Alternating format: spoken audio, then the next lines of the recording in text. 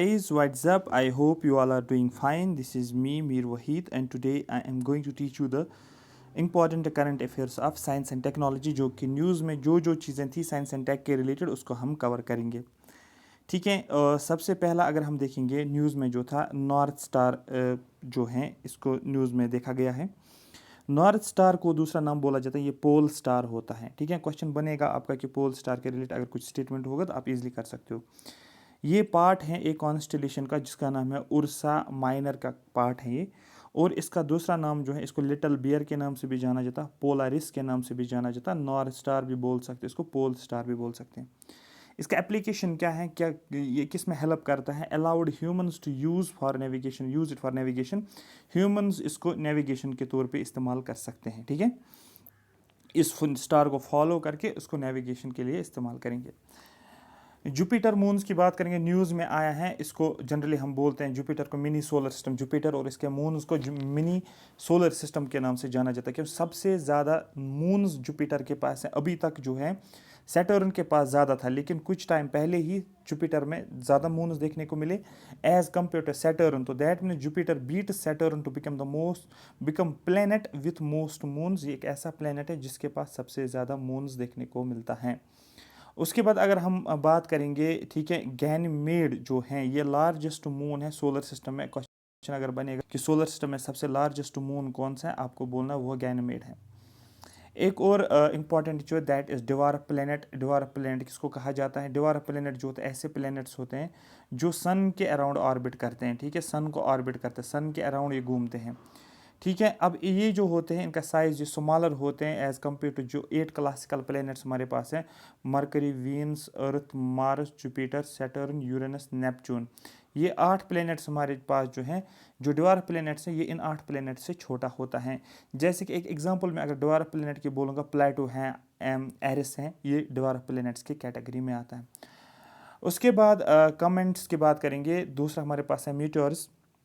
जैसे आपको पता है मरकरी, आपको पता है ये मरकरी हो गया, मरकरी, वीनस, अर्थ, मार, ऐसे मैं लिखता हूँ, सॉरी एक सेकंड, मैं लिखता हूँ ये हो गया Mercury, Mercury, Venus, Earth, Mars, Jupiter, Saturn, Uranus, Neptune. ठीक है, देखो ये जो होता है कमेंट्स बिटवीन ऑर्बिट्स, अभी किसके ऑर्बिट्स में होता है? जुपिटर और सैटर्न। मतलब जुपिटर और सैटर्न के ऑर्बिट्स में क्या होता है आप बोलोगे, यहाँ पर आपको कमेंट्स देखने को मिलेगा। म्यूटर्स आपको पता है, म्यूटर्स कहाँ पर होते हैं? मार्स और जुपिटर वाले, यहाँ पर आपको म्यूटर्स मीटराइट्स देखने को मिलेगा, मार्स और जुपिटर वाले जो हैं क्या बोलते हैं इसको, ऑर्बिट्स में। एक और इम्पॉर्टेंट था एक टर्म न्यूज़ में जिसको बोलते हैं टर्मिनेशन जोन। टर्मिनेशन जोन का मतलब क्या होता है? Dividing line between the day side and the night side of the exoplanet. Exoplanet ऐसे प्लैनेट्स होते हैं जो आउटसाइड सोलर सिस्टम होता है।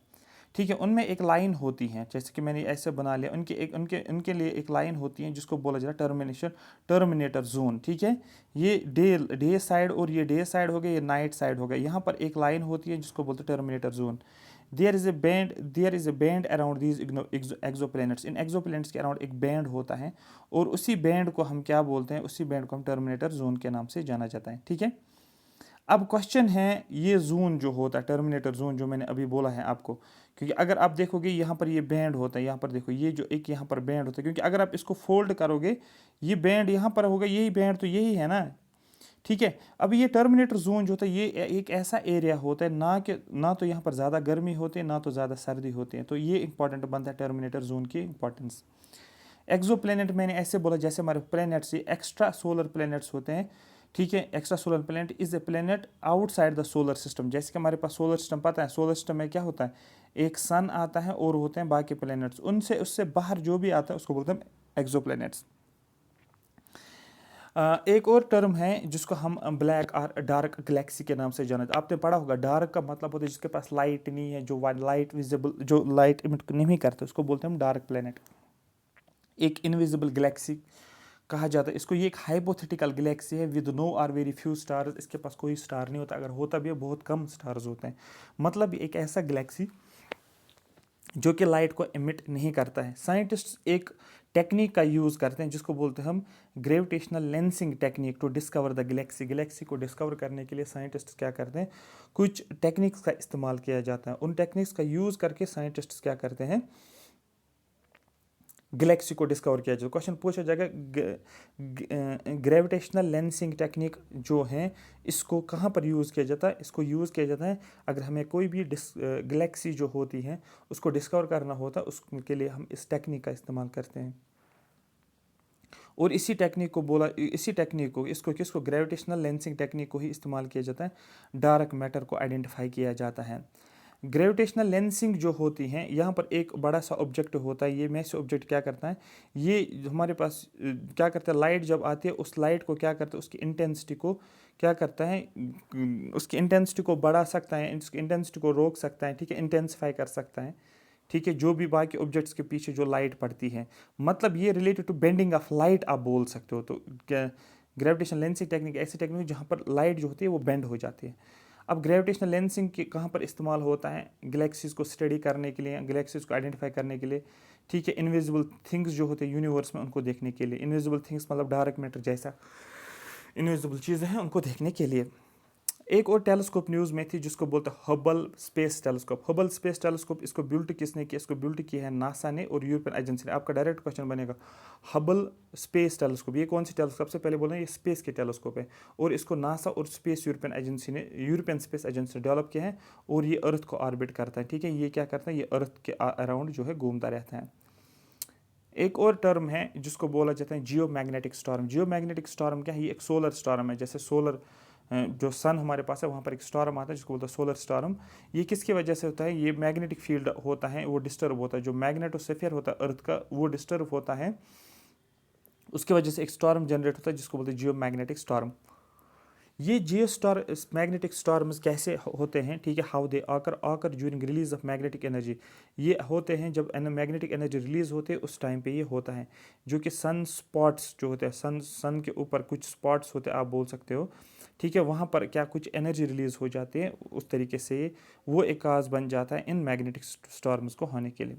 अब जब मैग्नेटिक स्टॉर्म्स आ जाएगा क्या होता है, स्पेस वेदर जो होता है, स्पेस में जो वेदर होता है वो डिस्टर्ब हो जाता है, उसका इम्पैक्ट पड़ता है।